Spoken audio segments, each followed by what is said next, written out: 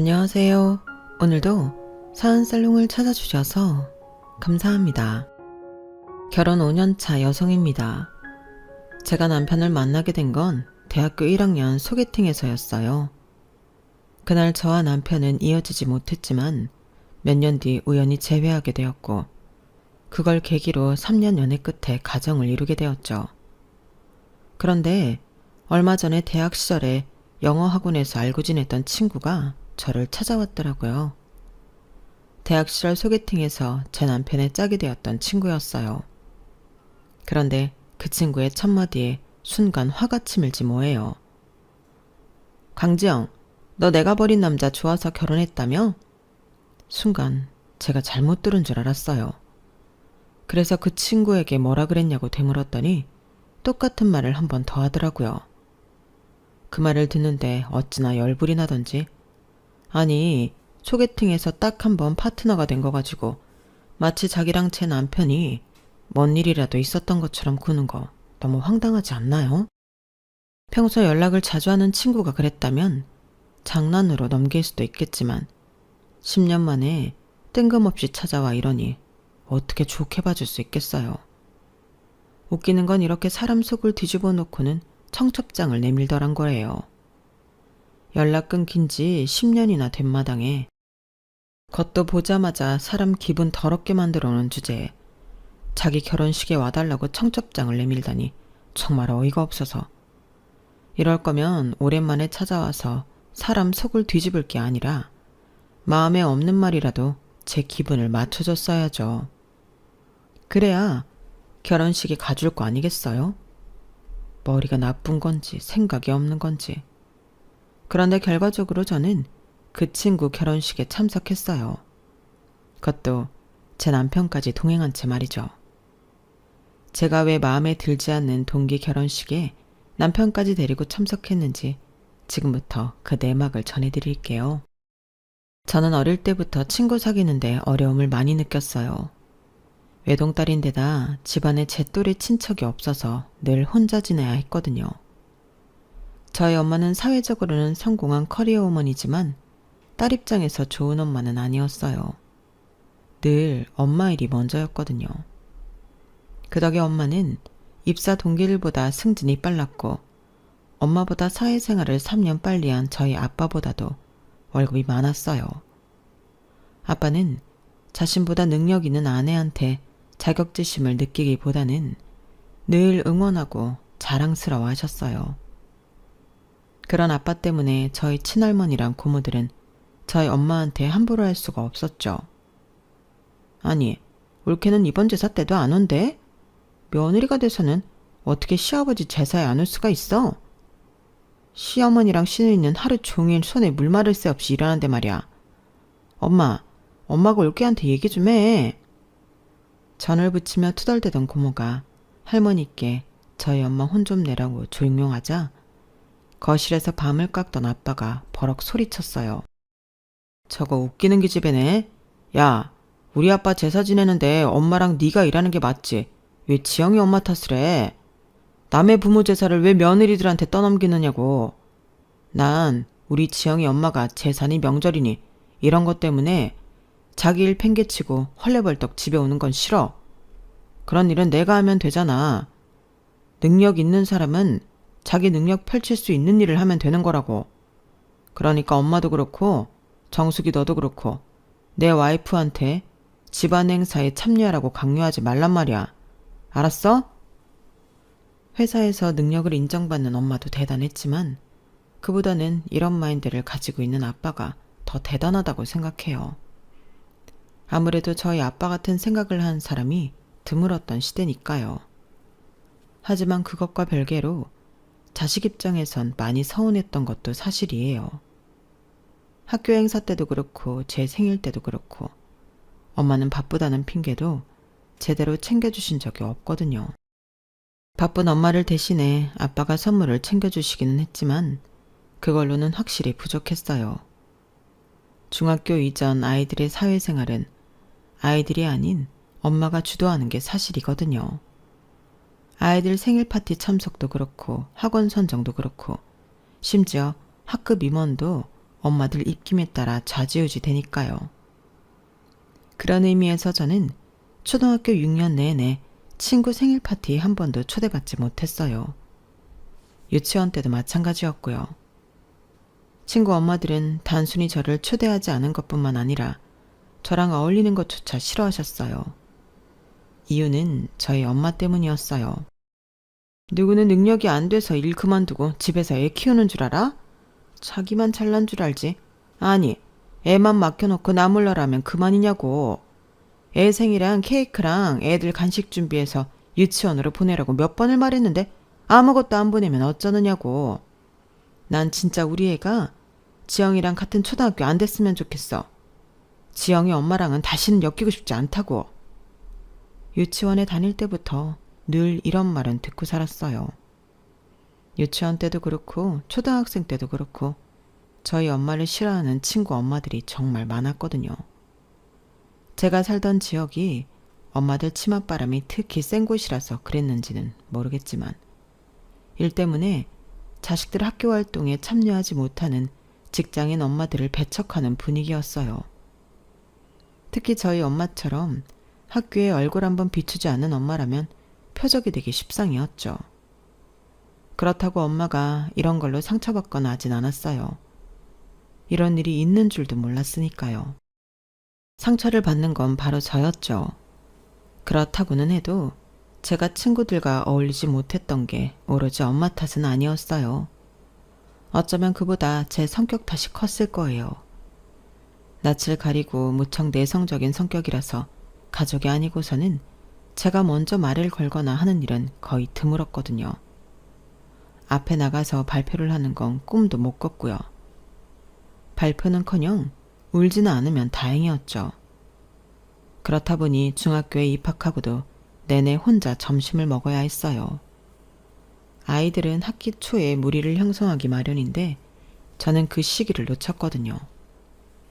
먼저 다가가서 말도 걸고 무리에 끼기 위해 노력을 해야 하는데 제 성격으로는 무리였어요. 그러다 보니 어느 순간 왕따 아닌 왕따처럼 되고 말았죠.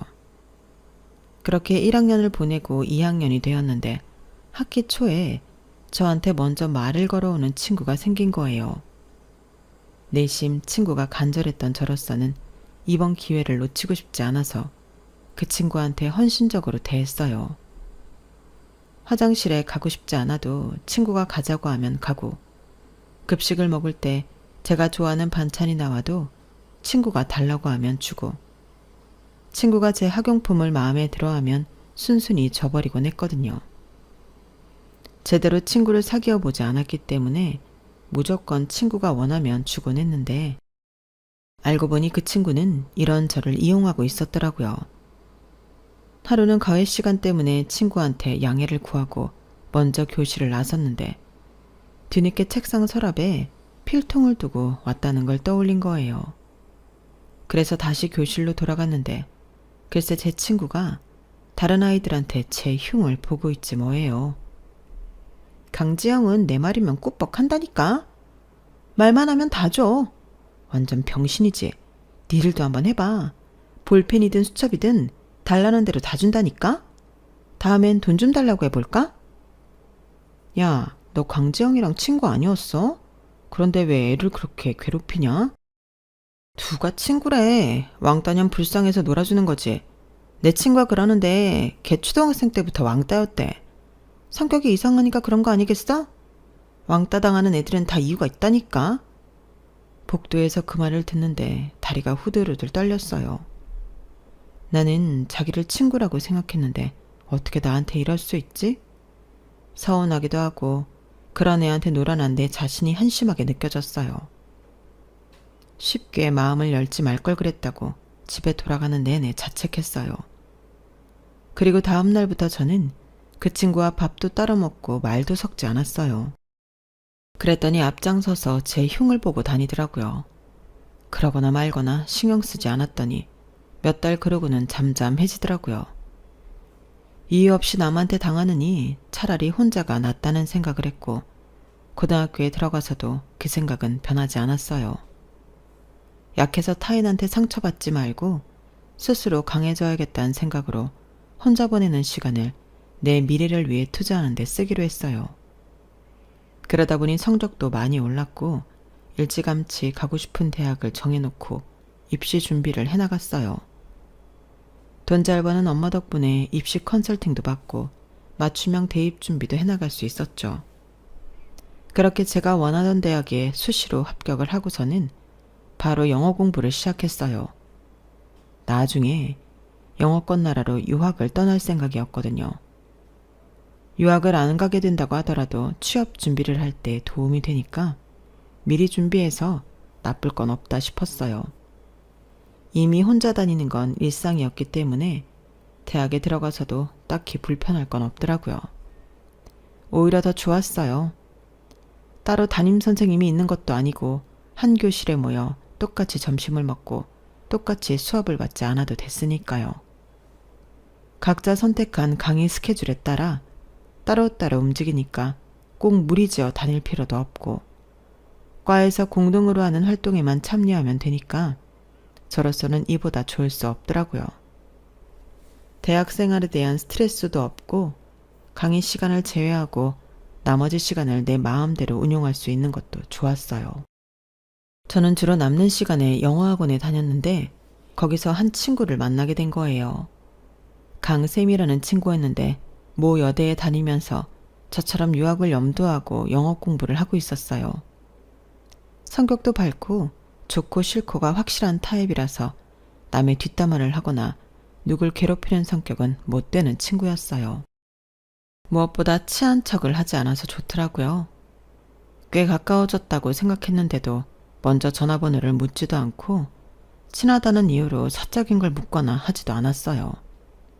사람들과 잘 융화하는 편이지만 지켜야 할 선은 지키는 느낌이었죠. 그런 점이 마음에 들어서 제가 더 다가가게 되더라고요.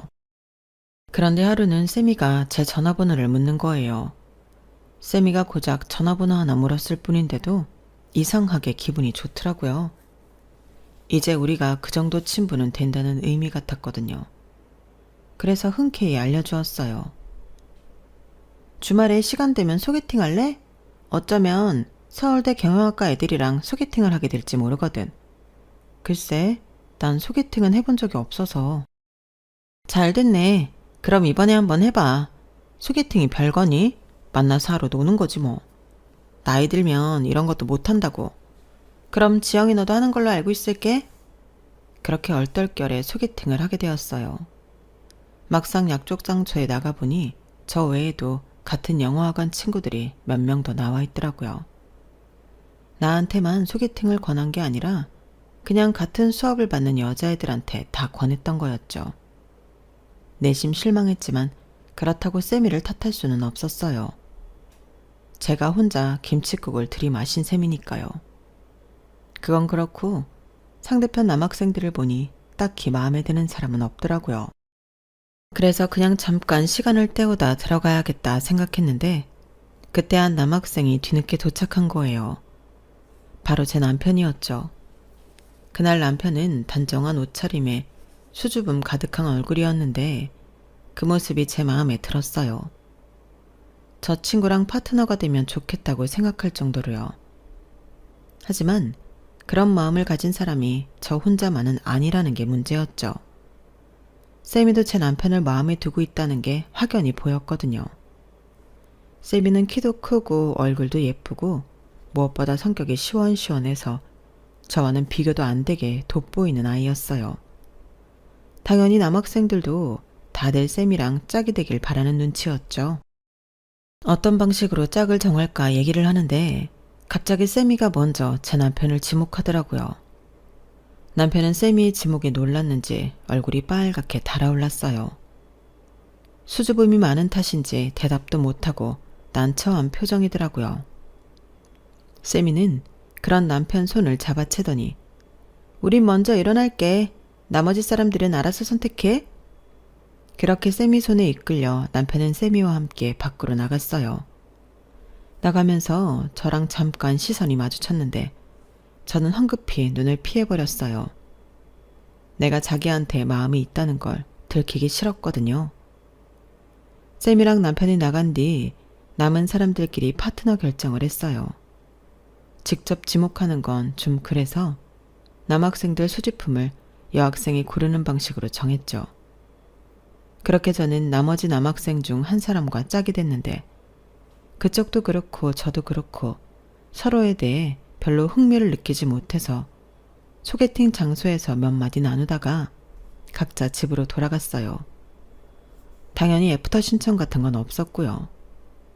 며칠 뒤 영어학원에 갔더니 세미와 여학생 몇몇이 그날 소개팅 얘기를 하고 있더라고요. 2명인가는 애프터 신청을 받았다며 계속 만나볼 생각이라고 했고 저도 그렇고 다른 한 친구는 그날 헤어진 이후로 연락이 없었다고 했어요. 제 관심사는 단연 쌤이었어요. 난 일단 킵해두려고. 보니까 집도 꽤 사는 것 같더라. 그날 입고 나온 옷 브랜드도 그렇고 대학 합격 선물로 받은 차도 있더라고. 걔는 당장 나랑 사귀자는데 고작 소개팅 한번 했다고 바로 사귀는 건 좀 모냥 빠지잖아. 지금 만나는 남자친구랑 깨지면 갈아탈까 생각 중이야. 그 말의 순간 저도 모르게 말이 튀어나갔어요. 쌤이 너 남자친구 있었어? 그러자 쌤이가 당연한 거 아니냐는 표정으로 저를 보더라고요. 없을 거라고 생각했어? 나 정도 되는 여자가 남자친구가 없다는 게 말이 되니? 지영이 너 은근히 날 무시하는구나? 내가 넌 줄 아니? 아니 그런 게 아니라 남자친구가 있으면 소개팅을 할 리가 없으니까. 얘도 참, 넌 무슨 조선시대에서 왔니? 남자친구 있는 거랑 소개팅이랑 무슨 상관이야.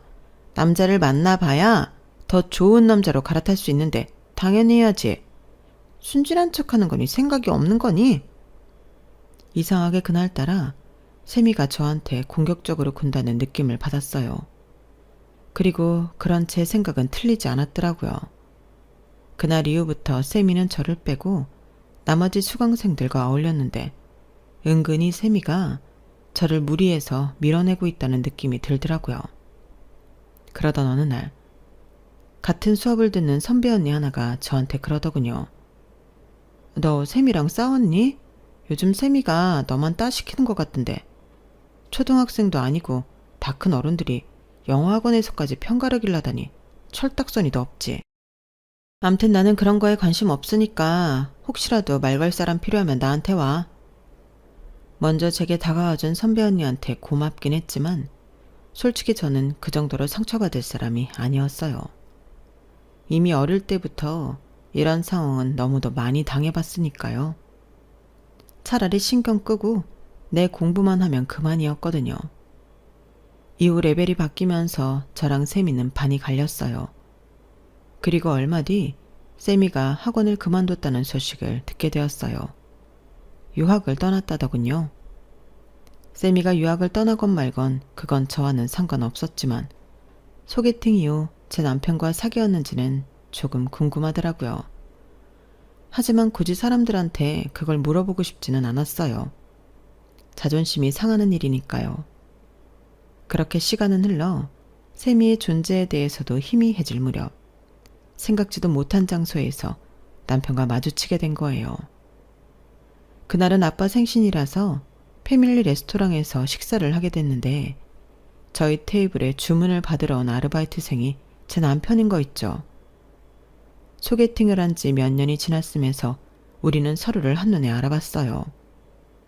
저야 마음이 있었으니 그렇다 치지만 남편이 저를 알아본 거는 조금 놀랍더라고요. 식사를 마치고 가게를 나서는데 나도 모르게 자꾸 남편을 찾게 되더라고요. 그래서 고개를 빼고 두리번거렸는데 제 뒤에서 인기척이 느껴지는 거예요. 아빠는 차를 빼러 먼저 나섰고 엄마는 계산대에서 서 계셨는데 말이죠. 그래서 얼른 돌아봤더니 남편이 서 있더라고요. 그 사이 군대를 다녀왔는지 예전보다 몸이 다부지게 변했고 풋풋하던 모습은 사라지고 듬직한 느낌으로 변했더라고요. 남편은 약간 긴장한 표정으로 제게 연락처가 적힌 종이를 건넸어요. 다시 만나서 반가웠다며 꼭 연락 좀 해달라고 하더군요. 집에 돌아와 한참을 고민하다가 이번이 아니면 영영 다시 못 보게 될 것 같아서 일단 문자를 보냈어요. 그랬더니 바로 전화가 오더라고요.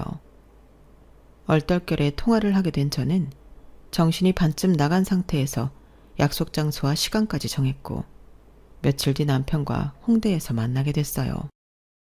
따지고 보면 제대로 대화를 하는 건 처음이었지만 이상하게도 어색함 없이 마치 예전부터 알던 친구와 대화를 하는 기분이더라고요.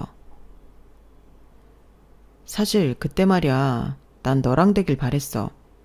그런데 어쩌다 보니 다른 사람한테 끌려나가게 됐지 뭐야. 그 일로 얼마나 후회했는지 몰라. 남편은 그날 자기를 데리고 나간 여학생 이름조차 기억을 못 하더라고요. 그래서 제가 알려주었더니 심드렁하게 그러냐고 대답하고 넘어갔어요. 자기한테 당장 사귀자고 했다던 세미의 말과는 상반된 반응이라서 누구 말이 맞는지 잘 모르겠더라고요. 세미 말로는 그때 사귀자고 했다던데 어떻게 그 사람 이름도 기억을 못해? 그러자 남편은 황당하다는 듯 그러더라고요. 내가 걔한테 사귀자고 했다고? 걔가 그래? 내가 자기 보고 사귀자 그랬다고? 난 그런 말 한 적 없어. 내가 마음에 들었던 건 너라니까. 그래서 그 애한테 네 연락처도 물어봤는데 자기도 잘 모른다고 그러더라고요. 소개팅 인원이 부족해서 자기 옆에 있던 여학생이 데리고 온 거라면서. 와, 걔 진짜 웃긴 애네. 그제야 왜 세미가 저를 따돌렸는지 알겠더라고요. 돈 있고 학벌 좋은 남자가 자신이 아닌 저한테 관심을 두니까 그게 자존심 상했던 거였어요. 그런데 남편이 이런 말을 덧붙이더군요. 내가 군대 가기 전에 우리 집이 망했어. 동업자가 공금을 빼돌려 도망치는 바람에 아빠 회사가 부도가 났거든. 그런데 그 무렵에 그 여자애한테 연락이 온 거야. 자기랑 사귀자고 그러더라고. 그러면서 같이 미국 유학을 가자는데 솔직히 어이가 없더라고. 자기가 사귀자고 하면 내가 당연히 받아줄 거라고 생각하는 게 기분 나빠서 딱 잘라 말했지. 우리 집 망해서 유학 갈 돈 없다고. 그랬더니 그 후로는 연락이 없더라. 소개팅 때도 나보다 내 차에 더 관심이 많더니 결국 걔 관심사는 돈 많은 남자였던 거지 뭐. 남편은 그 말을 하면서 씁쓸하게 웃었어요. 그건 돈 때문에 세미가 자신과 연락을 끊은 것 때문이 아니라 현재 자기 상황 때문이었을 거예요. 자라면서 고생이라곤 한 번도 해본 적 없던 사람이 아버님 회사가 망하면서 그동안 겪어보지 못한 시련을 겪게 되었으니까요. 아들의 대학 합격 선물로 중형 차를 사줄 정도로 재력이 있던 아버님은 전 재산을 다 잃고 물류창고에서 경비 일을 하게 되셨으니 얼마나 착잡하겠어요.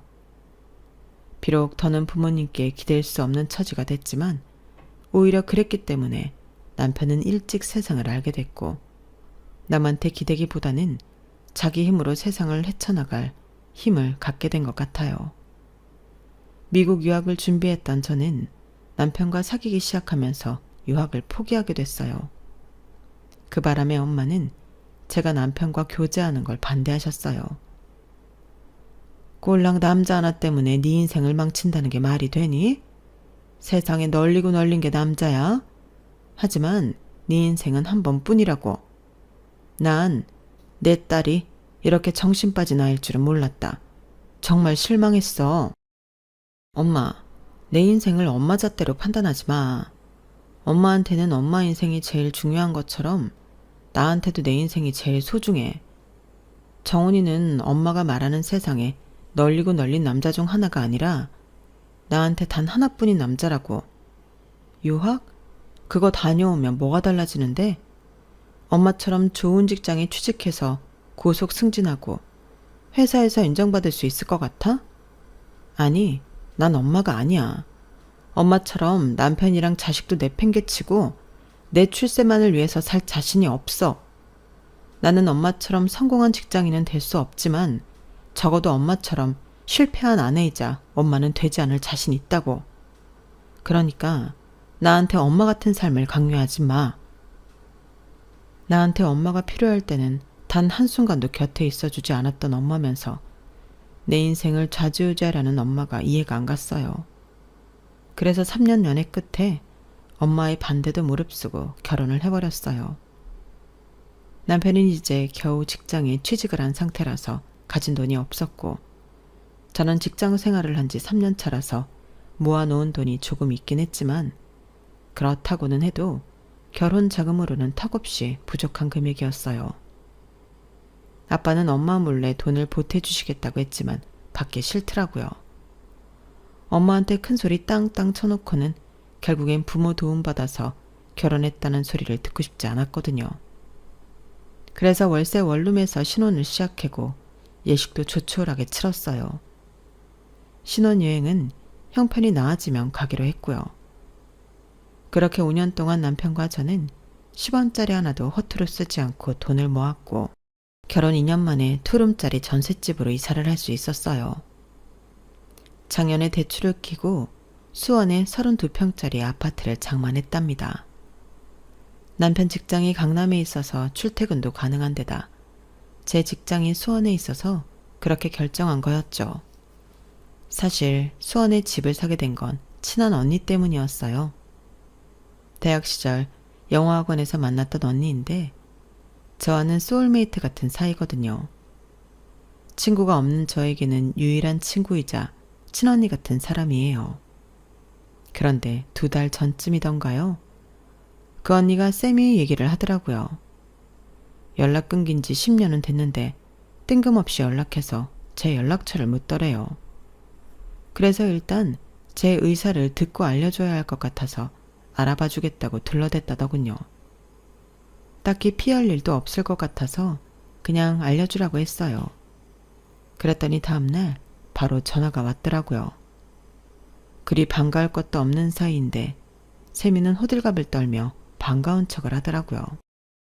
그러면서 다짜고짜 만나자는 거예요. 솔직히 그닥 만나고 싶지 않아서 시간이 안 된다고 했더니 저희 회사로 오겠다지 뭐예요. 점심시간에 잠깐 만나서 얼굴만 보고 가겠다고요. 그래서 오든지 말든지 하라고 했죠. 그런데 이게 회사까지 찾아와서는 저를 보자마자 이러는 거 있죠? 강지영, 너 내가 버린 남자 주워서 결혼했다며? 진짜 웃긴다. 그 남자가 그렇게 가지고 싶었니? 집도 망해서 완전 개털된 남자를? 어쩜 너는 그렇게 남자 보는 눈이 없니? 세월이 지나도 하나 변한 게 없다는 생각이 들더군요. 이런 얘기를 더 들어줘야 하나 싶던 그때. 나 다음 주에 결혼해. 미국 유학 가서 만난 남잔데 집이 엄청 부자야. 우리 아버님이 신혼집도 60억대 아파트를 해줬다니까? 지영아, 남자는 이런 사람을 골라야 하는 거야. 너 집은 있니? 혹시 전세살이 하는 건 아니지? 이게 사람을 놀리러 온 건지 지 결혼식에 와달라고 온 건지 분간이 안 될 정도로 막말을 짓거리지 뭐예요. 그런데 잠시 뒤 저희 앞에 벤츠 한 대가 멈춰서는 거예요. 그리고는 차창이 열리더니 세미한테 손을 흔들더군요. 차에서 내린 남자는 키가 세미보다 작았어요. 게다가 미안한 말이지만 인물이 정말 아니더군요. 남자가 점심을 사겠다고 해서 근처 일식집에 갔는데 둘이 어찌나 닭살돋게 하던지 밥이 입으로 들어가는지 코로 들어가는지 모를 지경이었어요. 밥을 먹는 내내 세미는 자기 시댁 자랑을 했어요. 미국에 집이 몇 채고 차가 몇 대고 아무튼 시종일관 돈자랑이었죠. 세미 말로는 얘랑이 미국에서 자기 아버지를 도와 부동산 관련 사업을 한다고 하는데 이번에 결혼을 하면 한국에 들어와 살 예정이라고 하더군요. 시부모님도 미국 생활을 접고 함께 한국으로 와서 살 예정이라나요? 그래서 요즘 투자를 목적으로 건물을 보러 다닌다네요. 굳이 알고 싶지 않은 세미의 시댁 재력을 세세하게 듣고서야 식사 자리는 끝났어요. 그런데 세미 얘랑이 이렇게 만나게 된 것도 인연이라면서 사진을 찍자고 하지 뭐예요. 그래서 억지로 사진 몇 장을 찍었어요. 그랬더니 회사에 들어오자마자 세미가 톡으로 사진을 보냈더라고요. 확 지워버릴까 하다가 내 남편과 확연히 비교가 되는 세미 일행을 보고는 그냥 뒀어요. 밤에 남편한테 보여주려고요. 그날 밤 낮에 세미랑 찍은 사진을 남편한테 보여주며 내 남편이 100배 1000배 낫다고 한삼 치켜재워주고 있었는데 남편 표정이 무섭게 변하는 거예요. 저는 제가 말 실수라도 한 건가 싶어서 쫄았는데 남편이 대뜸 그러지 뭐예요? 결혼식에 남자 부모님도 온다 그랬다고? 미국 생을 정리하고 한국에 들어와 살 생각이래. 근데 그건 왜 물어? 그러자 남편이 눈시울이 붉어진 채로 그러는 거예요. 사진 속 남자는 아버님 동업을 하던 사람 아들이라고요. 언젠가 남편이 말했던 그 사람이었어요. 아버님 회사 공금을 빼돌려 해외로 도망쳤다는 그 동업자요. 일반적으로 공금 횡령 시효는 5년이지만 해외에 나가 있었다면 한국을 떠난 시점부터 시효가 멈추니까 이번에 돌아오면 잡을 수 있다더군요. 일단 당신은 결혼식장에 가서 그 인간들 도망 못 가게 살피고 있어. 난 아빠랑 경찰 데리고 갈 테니까. 그렇게 저는 결혼식 당일 친한 언니와 함께 세미 결혼식장으로 갔어요. 세미는 세상 다 가진 사람처럼 좋아서 어쩔 줄 모르더군요. 가보니 세미는 초혼이 아니라 이번이 3번째 결혼이라고 했어요. 여러 번에 걸쳐 남자를 갈아타고 3번째 결혼에 드디어 제대로 된 돈줄을 만났다며 세미 어머님이 무척이나 좋아하시더군요. 어쩌면 세미랑 똑같은 사고방식을 가지셨는지 이래서 피는 못 속인다고 하나 봐요. 저는 혹시라도 세미 시아버지가 자리를 뜰까봐 매의 눈으로 지켜봤고 드디어 결혼식이 시작됐어요. 신랑 입장에 이어 신부 입장이 시작됐는데 세미가 버진로드를 절반쯤 갔을 때 제 남편과 시아버지 그리고 경찰이 예식장 안으로 들이닥쳤어요. 박덕백 씨, 공금 횡령 및 사기 혐의로 체포합니다. 경찰이 세미 시아버지 손에 수갑을 채우자 예식장 안은 순식간에 난리가 났어요. 세미는 주저앉아 펑펑 울고 세미 어머니는 이게 웬 망신이냐며 사위 등짝을 백으로 때려댔죠. 그 와중에 저희 시아버지를 본 세미 시아버지는 귀신을 본 것처럼 놀라서는 횡설수설 변명을 늘어놓았어요. 저라면 그런 인간을 한 대 쳤을 텐데도 아버님은 주먹을 꽉 쥔 채 꾹 참으시더라고요. 이런 상황에 주먹을 휘둘러 봐야 아무 도움이 안 된다는 걸 알고 계셨으니까요.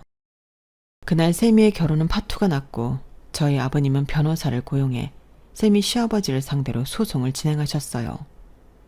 남편 말대로 공소시효가 아직 안 끝난 사건이라서 소송을 통해 돈을 돌려받을 수 있을 거라고 하더군요. 세미와 다시 만나게 됐을 때는 기분이 참 더러웠는데 이렇게 저희 집안에 큰 행운을 가져다 줄지 누가 알았겠어요. 그런 의미에서 세미가 우리 집안의 은인이 아닌가 생각합니다. 물론 본인은 의도하지 않은 일이었겠지만요. 이번 일을 겪으면서 그런 생각을 했어요. 죄 짓지 말고 착하게 살아야겠다라고요. 순간은 모면할 수 있을지 모르지만 언제고 자신이 지은 죄값은 치르게 되니까요. 지금까지 제 사연을 들어주셔서 감사합니다. 여러분들의 주변에 좋은 인연들이 많이 있길 바랍니다. 건강하세요. 여러분, 사연 댓글에 응원과 현명한 조언 부탁드려요. 좋아요와 구독은 저에게 큰 힘이 됩니다. 오늘도 좋은 일 가득하세요.